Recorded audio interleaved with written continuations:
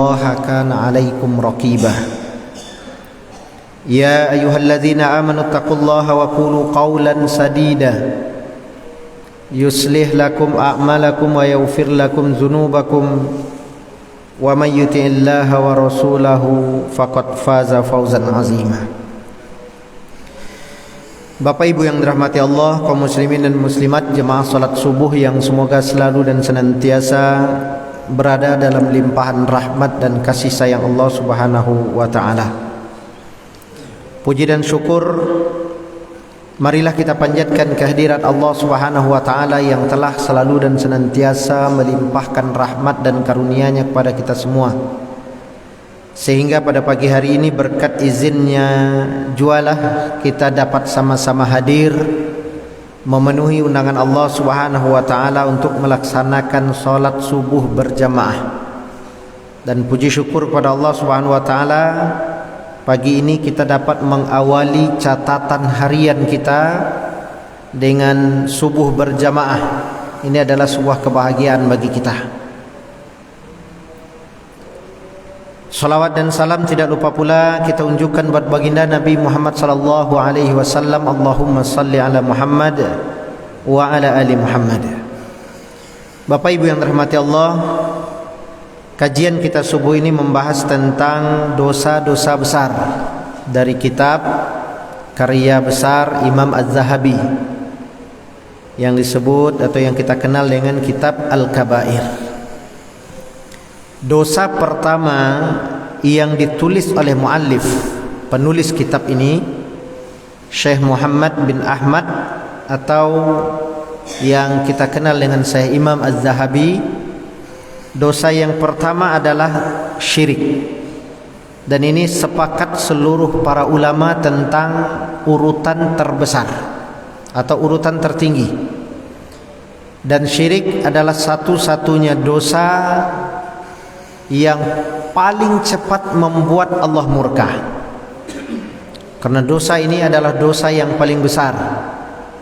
Bahkan seseorang yang sedang melakukan dosa ini, kalau dia mati dalam keadaan melakukannya, maka dosanya itu akan langsung menyeret dia ke neraka. Dosanya itu tidak diampuni dan dia akan langsung dimasukkan ke dalam neraka, khalidina fiha, dan dia kekal di dalamnya. Syirik, yang dimaksud dengan syirik adalah menyekutukan Allah, baik dalam perkara peribadatan maupun dalam keadaan berdoa sekalipun.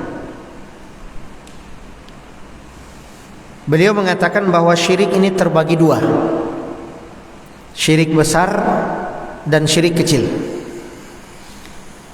Syirik besar adalah menjadikan sesuatu sebagai tandingan bagi Allah, menjadikan sesuatu sebagai tandingan bagi Allah dan atau beribadah kepada selainnya.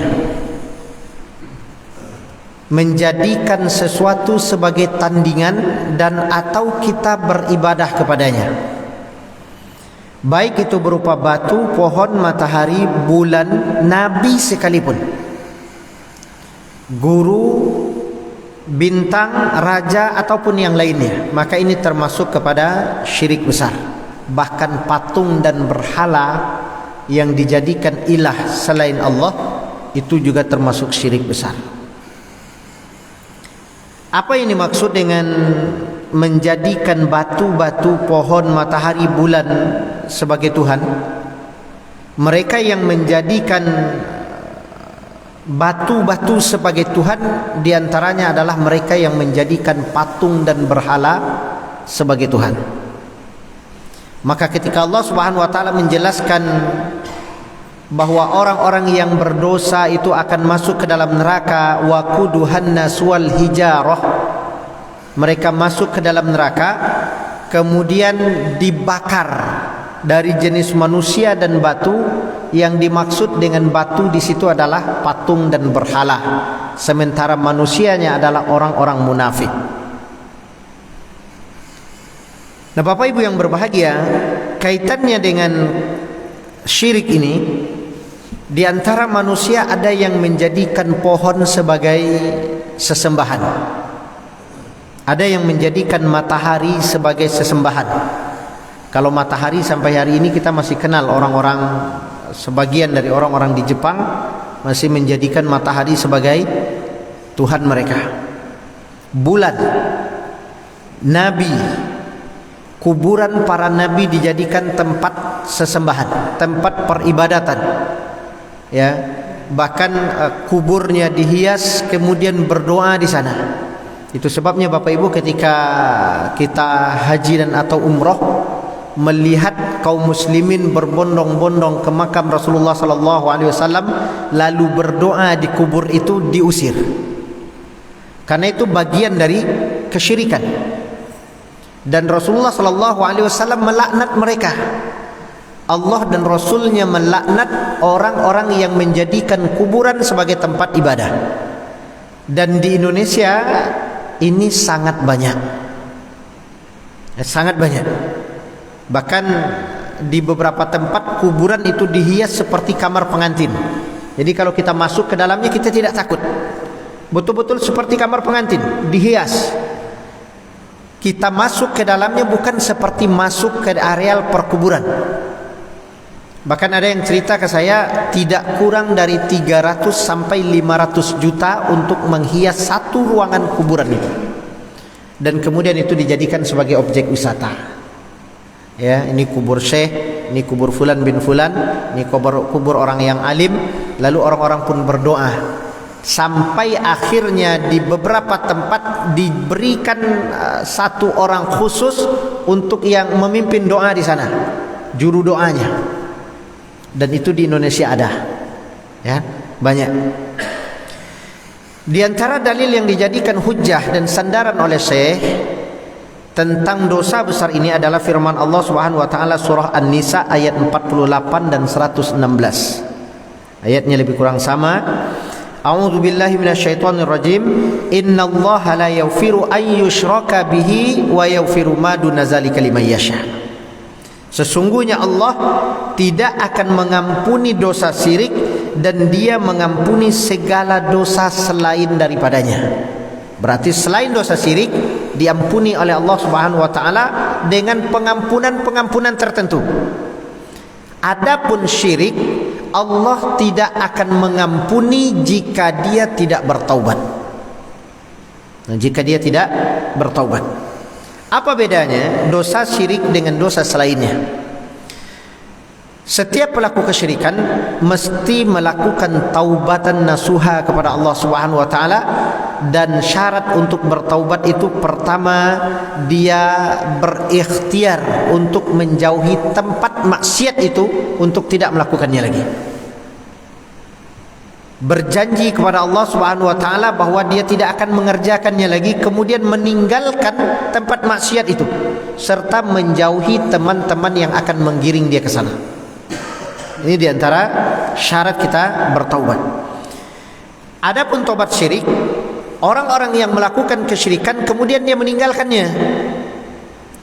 Kalaupun ayat ini mengatakan sesungguhnya Allah tidak mengampuni dosa syirik, maksudnya adalah dosa yang menyebabkan dia mati dalam kondisi seperti itu dan dia belum sempat bertaubat. Kalaulah seandainya Allah tidak mengampuni dosa syirik, maka para sahabat Rasulullah sallallahu alaihi wasallam dahulu pelaku syirik. Mereka menyembah patung. Mereka menyembah patung, bahkan Ka'bah itu dipenuhi oleh patung, di dalam maupun di luar. Ya, termasuk Umar bin Khattab, Utsman bin Affan, para sahabat yang lain sebelum Islam datang kepada mereka, sebelum Allah memberikan hidayah kepada mereka. Sehingga Nabi Muhammad SAW berani mengatakan bahwa ayah dan ibunya itu juga terseret dalam perkara ini. Maka Bapak Ibu yang berbahagia, ketika Allah Subhanahu wa taala menjelaskan bahwa Allah tidak mengampuni dosa syirik, maksudnya kalau dia melakukan kesyirikan lalu mati dalam kondisi berbuat syirik, maka dosanya tidak diampuni. Contoh, seseorang sakit, bertahun-tahun sakit, Beliau sudah dirawat di rumah sakit dalam kondisi yang sangat lama. Keluarganya sudah mulai berputus asa. Kemudian dia coba berobat dengan cara-cara yang syar'i. Sampai akhirnya datang seseorang kepadanya. Cobalah datang kepada Fulan bin Fulan, dia orang hebat. Kemarin ponakan saya sakit, dibawa ke sana, alhamdulillah 2 hari sehat. Datang satu lagi meyakinkan, datanglah kepada bapak itu. Kita yakin bahwa dia adalah dukun. Kita yakin bahwa dia adalah dukun. Pengobatannya dengan cara dukun. Lalu sudah berputus asa, muncullah keinginan, biarlah kita coba saja sekali. Datang dia ke dukun itu, kemudian berobat. Qadarullah, dalam kondisi berobat meninggal. Maka matinya dalam keadaan mati berbuat syirik. Nah, bagaimana kalau seandainya orang ini tidak mengetahui tapi keluarganya yang membawanya, dia dalam kondisi tidak sadar? Nah, ini lain lagi, wallahu a'lam bishawab. Ini Allah yang akan mempertanyakan tentang orang ini besok di hari akhirat. Sama seperti seorang anak yang ketika meninggal dalam kondisi masih dalam beragama Nasrani. Itu pernah ditanyakan oleh para sahabat, bagaimana anak seorang Nasrani, apakah besok dia akan masuk neraka atau masuk surga? Allah akan tanyakan keimanannya besok di hari akhirat. Kalau keimanannya meyakini Allah sebagai Rabbnya dan Muhammad sebagai Rasulnya, maka dia akan masuk surga. Tapi kalau dia mengatakan bahwa Isa bintu Maryam bagian dari Allah, maka dia akan masuk ke dalam neraka. Dan itu Allah Subhanahu wa taala lebih mengetahui perkara ini. Nah, Bapak Ibu yang berbahagia, bedanya dengan dosa-dosa yang lain, dan dia mengampuni dosa selain dari syirik. Ini maksudnya Allah Subhanahu wa taala memberikan pengampunan terhadap dosa-dosa yang dilakukan oleh manusia dengan berbagai cara. Kita sering membahas ini. Di antara waktu di mana Allah Subhanahu wa taala memberikan pengampunan untuk dosa-dosa selain syirik adalah salat 5 waktu. Subuh dengan zuhur yang dikerjakan berjamaah mengampuni dosa di antara keduanya. Zuhur dengan asar mengampuni dosa di antara keduanya. Asar dengan maghrib, maghrib dengan isya, isya dengan subuh. Masing-masingnya menjadi pengampun dosa di antara keduanya, menjadi penggugur dosa di antara keduanya. Kemudian kalau ada dosa-dosa besar yang mungkin tidak terampuni karena kurang sempurnanya sholat kita pada waktu itu, atau kurang sempurnanya ibadah kita ketika itu, maka Jumat ke Jumat menjadi penggugurnya. Bahkan jika ada yang terlewatkan, mungkin kita kali ini masbuk sehingga dosanya tidak sempurna menghapusnya, maka Ramadan ke Ramadan menjadi penggugurnya. Inilah hikmahnya di mana Allah Subhanahu wa taala memberikan kesempatan pengampunan dosa terhadap dosa selain syirik. Tentang dosa selain syirik, Allah Subhanahu wa taala juga menyebutkan di antaranya, Allah Subhanahu wa taala berfirman di dalam surah Nuh bahwa orang-orang yang beristighfar kepada Allah dengan memperbanyak istighfar, Allah akan menggugurkan dosa-dosanya. Ibnu Katsir menjelaskan bahwa sesungguhnya dosa-dosa selain syirik, meskipun dosa itu sebanyak buih di lautan, sebanyak pasir di pantai, kalau dia beristighfar, faqultu astaghfiru rabbakum innahu kana ghaffara, Allah pasti akan mengampuninya. Karena Allah adalah Rabb, zat yang maha pengampun. Sebanyak apapun, maka istighfar penggugur dosa. Istighfar mengampunkan dosa-dosa kita, membakar dosa-dosa. Maka ini maksud dengan wa yaghfiru ma duna zalika liman yasha. Allah mengampuni dosa-dosa selain syirik dengan amal soleh, dosa syirik itu bisa terampuni. Ini maksudnya. Sehingga beliau jadikan ayat ini sebagai hujjah yang pertama yang menyatakan tentang syirik itu dosanya besar dan tidak diampuni kalau dia tidak bertaubat. Kemudian Bapak Ibu yang berbahagia, yang kedua, innasyirka la zulmun azim. Dalam surah Luqman ayat 13, sesungguhnya mempersekutukan Allah itu adalah kezaliman yang amat besar. Jadi kalau ada perbuatan zalim yang paling besar itu adalah berbuat syirik kepada Allah Subhanahu wa taala. Menyekutukan Allah Subhanahu wa taala ini termasuk perkara perkara yang sangat besar. Kemudian dalil yang ketiga yang dijadikan hujjah oleh beliau, innahu man yusyrik billah faqad harramallahu alaihil jannah wa ma'wahun nar. Ini terdapat di dalam surah Al-Maidah ayat 72. Ayat ini hanya potongan. Sebenarnya ada dua ayat, ayat 72 dan 73 menjelaskan tentang besarnya dosa melakukan kesyirikan. Dikatakan oleh Allah Subhanahu wa taala, innahu man yusyrik billah, barang siapa yang tetap dalam melakukan kesyirikan kepada Allah, faqad harramallahu alaihil jannah, Allah pasti mengharamkan dia masuk ke dalam surga. Nah, inilah dalil Bapak Ibu yang berbahagia yang mengatakan bahwa orang-orang yang melakukan kesyirikan tidak dihisap amalnya. Orang Nasrani, orang Yahudi, orang Majusi, orang Hindu yang tidak langsung beriman kepada Allah, atau mereka mengatakan beriman kepada Allah tetapi mereka mengadakan Tuhan selain Allah, dan ini bentuk kesyirikan. Maka dikatakan oleh Allah, Allah bersumpah, faqad harramallahu alaihil jannah, pasti kami haramkan dia masuk ke dalam surga. Ini litaukid dalam kaidah bahasa Arabnya, penegasan, menegaskan dengan pasti, dengan jelas bahwa kata Allah, faqad harramallahu alaihil jannah, kami pasti mengharamkan jasadnya masuk ke dalam surga, wa ma'wahun nar, dan kami pastikan dia masuk neraka. Ini penjelasan yang sangat tegas dan hujjah yang sangat kuat yang ditulis oleh penulis kitab ini tentang kedudukan orang-orang yang melakukan kesyirikan. Maka di dalam kitab-kitab yang membahas tentang huru-hara hari kiamat, orang-orang yang ketika sudah dikumpulkan oleh Allah di padang mahsyar, lalu Allah Subhanahu wa taala bertanya kepada manusia ketika itu, adakah Tuhan selain aku? Maka masing-masing mereka memisahkan diri berdasarkan Tuhan-Tuhan mereka. Orang yang menyembah Isa bintu Maryam berkumpul berbaris bersama Isa bintu Maryam. Yang datang ketika itu adalah jin, iblis atau setan yang menyerupai, dan mereka yang disembah. Sementara Isa sendiri ketika ditanya oleh Allah Subhanahu wa taala, apakah kamu wahai Isa yang memerintahkan kepada mereka agar mereka menyembah kamu sebagai Tuhan selain aku? Nabi Isa mengatakan, maha suci engkau ya Allah, aku berlepas diri dari perkara ini. Sungguh aku tidak pernah mengajarkan kepada mereka. Ini diceritakan oleh Allah dalam surah Al-Maidah ayat 112 sampai 120.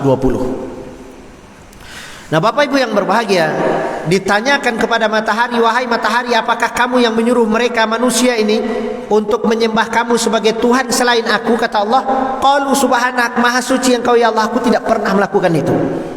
Bicara saja tidak matahari itu dengan manusia. Bagaimana manusia bisa dikatakan menyembah matahari karena perintah matahari? Maka kata Allah, wahai matahari, masuklah kamu ke dalam neraka, tambahkan panas neraka itu agar nerakanya menyala-nyala. Maka begitu matahari itu masuk ke dalam neraka, bertambahlah panas neraka. Sementara penyembah matahari diperintahkan untuk berdiri lalu mengikutinya ke arah neraka, kemudian masuk ke dalamnya tanpa dihisap. Dan begitu juga orang Nasrani, begitu juga orang Yahudi, mereka masuk tanpa dihisap, amalnya tidak dihisap sedikit pun. Itu sebabnya dikatakan mereka tidak meniti sirat, jembatan Siratul Mustaqim itu mereka tidak lalu, karena langsung dimasukkan. Yang masuk yang meniti Siratul Mustaqim kaum muslimin bersama dengan orang-orang munafik dan orang fasik. Orang fasik maksudnya orang muslim yang melakukan dosa-dosa. Orang yang munafik, mereka muslim tapi berpura-pura. Dan yang ketiga orang yang beriman. Ini tiga golongan manusia yang akan meniti sirat. Orang-orang yang beriman diselamatkan oleh Allah. Sementara orang munafik, mereka berjalan saja tidak berani di atasnya. Berjalan saja tidak berani. Karena setiap kali mereka melangkah, cahaya di kakinya hilang. Di kepalanya tidak ada cahaya meskipun ada bekas wudhu. Di tangannya tidak ada cahaya meskipun ada bekas wudhu. Sementara setiap kaum muslimin yang beriman lewat di sampingnya, dia melihat cahaya itu sebesar gunung Gunung Tihamah. Dikatakan, alangkah besarnya cahaya di depanmu, engkau berjalan dengan tenang di atas cahaya yang terang. Izinkan aku berjalan bersamamu. Maka dikatakan, dulu kita sama-sama pengurus, dulu kita sama-sama melakukan amal soleh ini dan itu. Iya, kami melakukan karena Allah, engkau melakukan karena riya. Maka ambillah pahala riyamu. Orang ini berjalan, dia tidak bisa berjalan karena gelap. Sementara jembatan itu besar tetapi miring. Posisinya miring ke bawah dan sangat licin. Kalau sebagian lagi para orang-orang menceritakan bahwa jembatan Shirathul Mustaqim itu seperti rambut dibelah 7. Maksudnya saking tajamnya, begitu kaki itu ditempelkan di atasnya akan meleset langsung, kecuali orang yang beriman. Begitu diletakkan kaki itu akan kepleset langsung ke kiri atau ke kanan. Sementara dari bawah neraka ada pengait-pengait bermata besi, dan pengait itu ada 2. Setiap kali pengait itu menyentuh tubuh manusia, apa saja yang disentuhnya langsung ditariknya ke bawah. Jika menyentuh lengan, maka tangan akan hilang. Jika menyentuh kepala, maka separuh kepala akan hilang. Dan begitulah ada orang yang berjalan sampai ke seberang tinggal kakinya saja. Dan itu kondisi di atas sirat.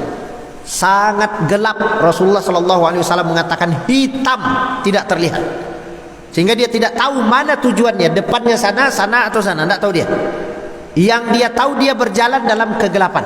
Sementara alas telapak kakinya itu licin. Ibnul Qayyim mengatakan, saking licinnya seperti seseorang meletakkan telapak kakinya di atas mata pedang. Begitu dia letakkan, kepleset langsung ke bawah. Saking tajamnya.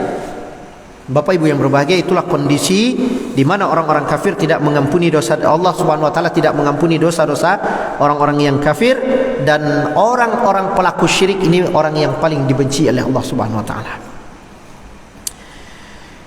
Kemudian dijelaskan oleh muallif, barang siapa yang mempersekutukan Allah lalu mati dalam keadaan seperti itu, maka sungguh dia termasuk penghuni neraka.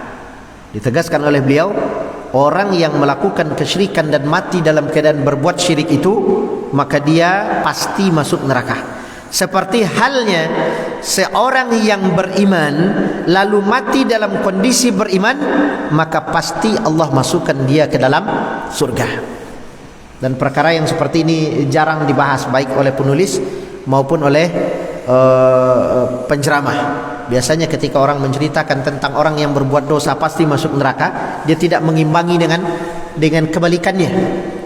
Sementara muallif ini mengatakan, penulis kitab ini mengatakan, barang siapa yang mensekutukan Allah lalu mati dalam kondisi seperti itu pasti masuk neraka, sebagaimana, dan ini penekasan, sebagaimana seseorang yang beriman kepada Allah lalu mati dalam kondisi beriman, maka dia pasti masuk ke dalam surga. Ini penting. Penjelasan seperti ini penting. Sama seperti ketika seorang sahabat bertanya kepada Rasulullah, ketika Rasulullah SAW mengatakan bahwa suami dan istri yang berhubungan badan di malam hari, suami yang sah, istri yang sah, berhubungan badan di malam hari, jima diberikan pahala. Jima diberikan pahala. Sahabat bertanya, masa iya ya Rasulullah jima diberikan pahala? Itu kan nafsu. Mereka mengatakan itu kan nafsu. Itu kan mungkin sebagian mereka beranggapan itu hanya hadiah dari Allah Subhanahu wa taala. Maka dikatakan oleh Rasulullah, jika seseorang menempatkan pada tempatnya yang sah, diberi pahala. Karena jika dia menempatkan pada tempat yang tidak sah, artinya dia berzina dengan seorang wanita, itu dosa. Maka menempatkan pada tempat yang sah itu pahala. Nah, begitu cara para ulama kita menjelaskan. Ketika dia menjelaskan bahwa seorang laki-laki berzina dengan seorang wanita yang bukan istrinya, berhubungan dengan yang bukan istrinya, maka itu dosa. Maka sebaliknya apabila dia berhubungan badan dengan istrinya yang sah, itu pasti pahala. Dan saking besarnya pahala sehingga Rasulullah SAW, maka para wanita jangan sekali-kali menolak ajakan suamimu meskipun engkau sedang berada di atas pelana kuda. Menunjukkan bahwa unsur ini adalah perkara yang sangat penting. Karena ini pahala. Jangan mengabaikan pahala yang diberikan oleh Allah Subhanahu wa taala, karena ini adalah perkara yang sangat penting. Bapak Ibu yang berbahagia, kaum muslimin dan muslimat jemaah subuh yang semoga selalu dan senantiasa berada dalam limpahan rahmat dan karunia Allah Subhanahu wa taala. Rasulullah sallallahu alaihi wasallam bersabda, "Ala unabbiukum bi akbaril kabair." Beliau mengucapkan 3 kali, "Maukah kalian aku beritahukan apa yang dimaksud dengan dosa-dosa yang paling besar?" Atau apa saja dosa-dosa yang paling besar? Ya Rasulullah. Kami mengatakan isyraku billah. Maksudnya mensekutukan Allah Subhanahu wa taala. Ini adalah dosa yang sangat besar. Dosa yang paling besar disebutkan oleh Rasulullah sallallahu alaihi wasallam adalah menyekutukan Allah Subhanahu wa taala. Nah, ini yang dimaksud dengan dosa besar, dan ini adalah dalil-dalil yang dijadikan hujjah tentang besarnya dosa melakukan kesyirikan besar. Yang kedua, syirik yang kedua adalah riya atau syirik kecil. Dalam Islam kita mengenal ada syirik besar, syirik kecil, syirik kabir, syirik shagir itu sama, syirik khafi ataupun syirik jali. Itu bahasa yang berbeda untuk penamaan yang sama.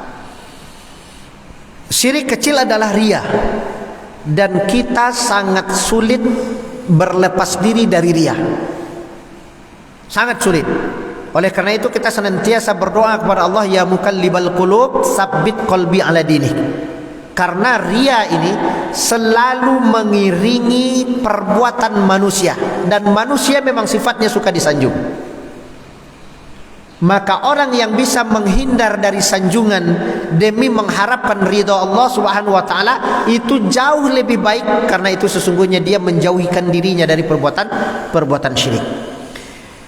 Allah berfirman, barang siapa yang mengharapkan perjumpaannya dengan Allah Rabbnya, maka hendaklah dia melakukan amal soleh. Falyamal amalan shaliha wala yusrik bi ibadati rabbih ahada. Hendaklah dia melakukan amal soleh, dan janganlah seseorang mempersekutukan Allah dengan sesuatu apapun. Bapak Ibu yang berbahagia, la in asyrakta la yahbatanna amaluka. Kalau dia melakukan riya, kata Allah, kami hapus amal pahalanya. Ibadah diposting, kemudian dipamerkan, alhamdulillah baru saja selesai melaksanakan ini, alhamdulillah baru saja menyantuni anak yatim 1000 orang, alhamdulillah baru saja bagi-bagi rezeki, alhamdulillah difoto.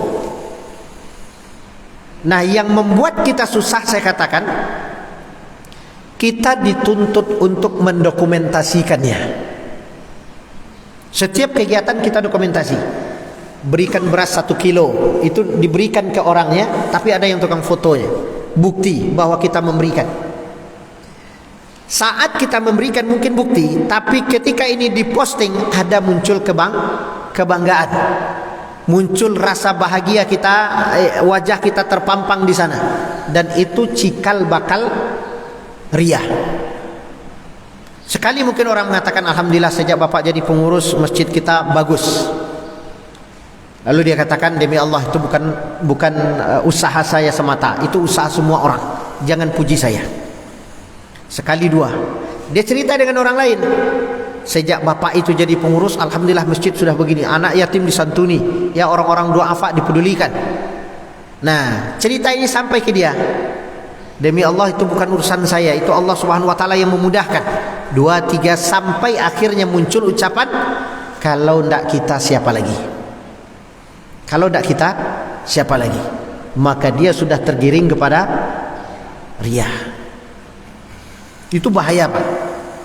Karena Allah katakan, lain asyrakta la yahbatanna amaluka, kami hapus pahalanya. Jadi dulu sudah tertulis melakukan sholat subuh berjamaah, ditulis oleh Allah pahalanya, berpahala-pahala sekian. Begitu dia dipuji, disanjung, Bapak ini rajin sholat subuh, siapa lagi kalau tidak kita menghidupkan sholat subuh di perumahan nih, mau dijadikan gereja. Akhirnya muncul itu, kata Allah, hapus. Maka dihapus. Di pahala itu dihapus kalau kita melakukan riya, dan ini bahaya. Kemudian perlu kita jelaskan bahwa kalau dosa besar, dosa syirik besar itu mengeluarkan dia dari keislamannya. Allah tidak lagi memandang dia sebagai seorang muslim. Bedanya dengan syirik kecil menghapus pahala. Jadi dia mengira bahwa dia akan mendapatkan pahala, sehingga besok di hari akhirat dia datang kepada Allah, ya Allah, saya sama-sama pengurus masjid dengan dia, saya sama-sama pengurus anak yatim dengan dia, saya sama-sama pengurus orang duafa, panti asuhan dan sebagainya. Dia kenapa engkau masukkan ke dalam surga, aku kenapa tidak? Dia kenapa engkau berikan pahala, aku kenapa tidak? Maka dikatakan pahala yang ada padamu seperti debu yang ada pada batu ini. Lihatlah, disiram oleh air dia akan hanyut, dihembus oleh angin dia akan terbang. Kenapa bisa begitu? Dahulu engkau bukan mengharapkan rahmat dariku, bukan mengharapkan ampunan dariku, bukan mengharapkan pahala dariku. Dan itu yang menyebabkan Allah Subhanahu wa taala murka, sehingga Allah menghapus segala amal pahala dari perbuatan-perbuatan syirik yang mereka lakukan, baik syirik besar maupun syirik kecil. Jauhilah oleh kalian syirik kecil, kata Rasulullah sallallahu alaihi wasallam. Jauhilah oleh kalian syirik kecil. Mereka bertanya, wahai Rasulullah, apa syirik kecil itu? Beliau mengatakan riya. Riya, ingin dipuji, ingin disanjung. Pada hari pembalasan untuk segala yang dikerjakan oleh manusia, Allah akan berkata, pergilah kalian kepada orang-orang yang dahulu kalian ingin mereka melihat amal kalian. Pergilah kalian kepada orang-orang yang dahulu kalian suka disanjung olehnya. Pergilah kalian kepada setiap orang yang menyukai kamu. Kalau sekarang malah diminta kan, jangan lupa ya like gitu ya, jangan lupa like di apa namanya, media sosial kita. Jangan lupa ya disukai gitu. Dan Allah Subhanahu wa taala menyuruh, datanglah kalian kepada mereka. Mintalah pahala kepadanya jika dia bisa memberikan pahala. Datanglah kalian kepadanya. Dan kalaupun mereka datang kepada orang itu, niscaya orang itu tidak akan memberikan pahala. Adakah pahala yang mereka sediakan? Kata Allah, datanglah kalian kepada mereka, mintalah pahala kepadanya. Adakah dia akan memberikan kalian pahala? Maka jawabannya pasti tidak. Oleh karena itu kita disuruh oleh Rasulullah SAW untuk menjauhi dosa ini. Kemudian Rasulullah SAW bersabda, menyampaikan hadis qudsi, barang siapa yang mengerjakan satu amal dan dalam hal itu ia mempersekutukan seseorang denganku, kata Allah, maka amal yang dikerjakannya itu untuk sekutu yang ia angkat. Jadi kalau dia melakukan satu ibadah, mensekutukan Allah, misalnya menyembah patung dan berhala, maka pahalanya itu akan diberikan kepada patungnya itu. Dan itu tidak memberikan manfaat kepada patungnya, juga tidak akan memberikan manfaat bagi dia. Maka dikatakan, barang siapa yang mengerjakan satu amal dalam hal itu dia mempersekutukan seseorang denganku, maka amalan yang dikerjakan itu untuk sekutu yang dia angkat, sedangkan aku berlepas diri dari hal itu. Allah tidak akan memberikannya pahala, dan dia akan minta pahala kepada orang yang disekutukannya.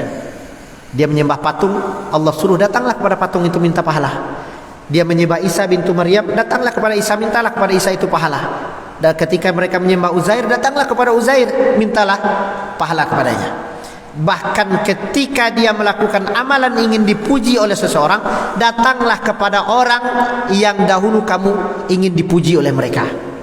Nah, itu sebabnya dikatakan oleh Allah, aku berlepas diri dari hal ini.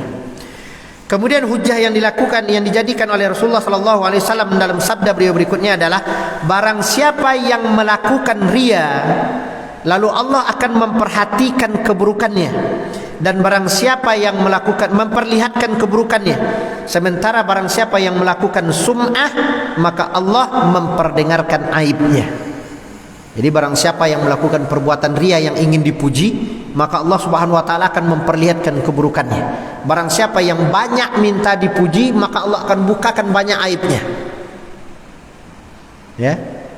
Orang minta dipuji, ingin disanjung, semakin banyak orang menyanjung dia, semakin banyak orang yang akan membukakan aibnya, keburukannya. Aib kita ini ditutup oleh Allah Subhanahu wa taala. Kalau tidak ditutup oleh Allah Subhanahu wa taala, niscaya kita akan malu dengan aib kita sendiri. Sehingga ada para ulama mengatakan, andaikan Allah Subhanahu wa taala menjadikan satu dosa itu baunya seperti bangkai, Maka tidak ada kita yang berani keluar rumah saking busuknya jasad kita ini karena banyaknya dosa. Setiap melakukan dosa, Allah keluarkan aroma busuk dari tubuh kita, bau bangkai. Dosa berbohong, dosa menipu, dosa bermaksiat, baik terang-terangan maupun sembunyi-sembunyi, maka setiap dosa itu mengeluarkan bau busuk, maka niscaya manusia tidak berani keluar rumah. Nah, begitu penjelasan para ulama tentang betapa besarnya bahaya dosa. Kemudian juga Allah Subhanahu wa taala, Abu Hurairah meriwayatkan dari hadis Nabi sallallahu alaihi wasallam, betapa banyak orang yang berpuasa tetapi tidak mendapatkan apa-apa kecuali lapar dan dahaga. Sebagaimana betapa banyak orang yang bangun malam untuk qiyamul lail tetapi tidak mendapatkan apa-apa. Semua itu karena riya. Semua itu karena riya. Berpuasa dipertontonkan puasanya. Lemas saja badannya. Kenapa bang? Saya hari ini puasa, lemas saya. Puasa, dikatakan bahwa dia berpuasa. Maka menunjukkan puasanya itu kepada seseorang, membuktikan dia ingin dipuji. Kemudian ada lagi sebagian kaum muslimin yang pagi hari itu bangun seperti menggigil, diperlihatkan bahwa dia kedinginan. Apa bang, pagi ini panas-panas gini kok abang kedinginan? Ya kamu baru bangun, coba bangun dari tadi jam 2 subuh. Bangunlah jam 2, jam 3, itu airnya dingin. Dia ingin menyampaikan bahwa dia sholat qiyamul lail. Ya.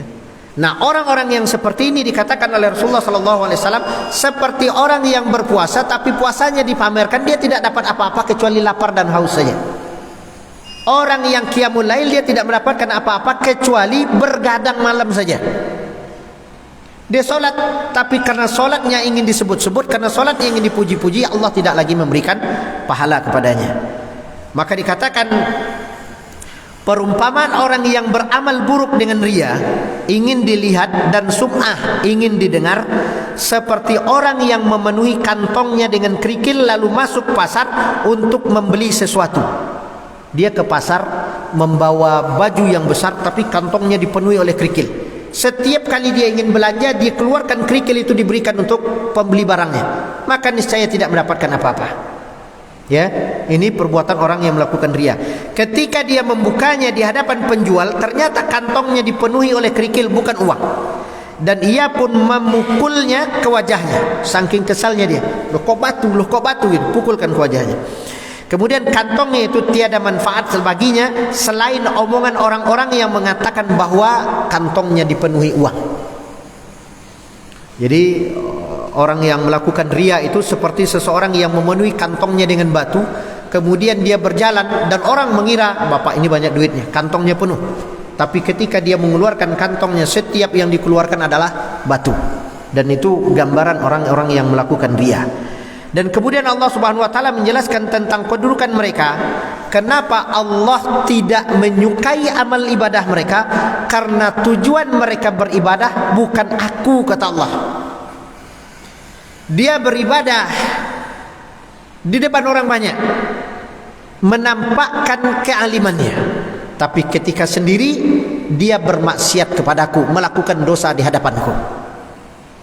Di hadapan orang banyak dia alim. Di masjid ketika sholat berjamaah dia paling bagus, tapi kalau sudah di rumah paling malas sholat. Di depan orang banyak dipertontonkan ibadah puasanya, di depan orang banyak dipertontonkan kesolehannya, di depan orang banyak dipertontonkan gemar bersedekahnya. Tapi di rumah tangga untuk anak dan istri menjadi orang yang paling pelit. Dan itu digambarkan oleh Allah Subhanahu wa taala ketika di hadapan orang dia menginginkan atau mendapatkan pahalanya, sementara untukku, kata Allah, dia tidak mendapat memberikan yang terbaik. Besok di hari akhirat, kata penulis kitab ini, di hari akhirat orang-orang yang melakukan kesyirikan ini dipanggil dengan 4 nama. Semoga Allah Subhanahu wa taala menjauhkan kita dari 4 nama ini. Dikatakan oleh beliau, orang yang melakukan dosa riya ini akan dipanggil dengan 4 nama. Yang pertama dipanggil dengan nama murai. Ya murai, ya murai, wahai orang yang suka melakukan riya. Yang kedua, ya qadir, wahai orang yang suka menipu.